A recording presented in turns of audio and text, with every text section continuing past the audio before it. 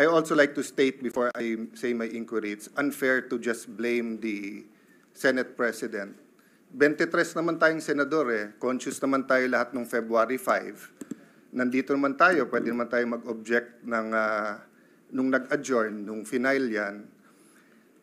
So, as the minority leader said, nandyan na yan, wag na natin tignan yung nakalipas.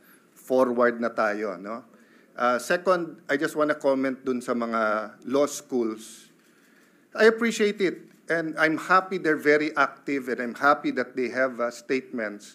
But may I advise them also to be consistent? Kasi si Congressman Cardema nag-file ng impeachment laban sa Pangulo. Hindi tinanggap sa House eh. Wala naman ako narinig na mga sinasabi na dapat ang konstitusyon masunod at dapat tinanggap ng House yan.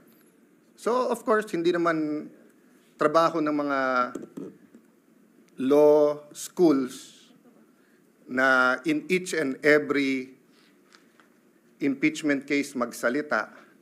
Pero in a highly charged environment. Can you imagine, Mr. President, during the campaign, sa mismong media interviews ng top news channels natin, tatanungin yung kandidato, pag kayo nanalo, are you for or against the impeachment case? Eh, klaro naman ang sagot dun eh.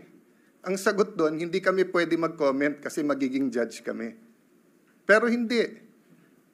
Sinagot pa rin ng mga kandidato at tinanong pa rin ng media. Pero kung konstitusyon ang masusunod, ang sagot doon iisa lang, mag-o-oath kami, dapat neutral kami. Eh kaya lang eleksyon eh. Kasi masama naman talaga timing ng pagka-file nito eh. Magpa-file ka during the campaign. That's the reality there. Kaya nga sa US, pagka-jury system, pwede mo i-sequester yung jury. Papayag ba tayo nung February na i-sequester tayong 23? Na ikukulong tayo at hindi tayo makikinig sa kahit anong media at i-determine natin ito? Maybe may papayag sa atin, meron hindi. But wag na tayo magsisihan.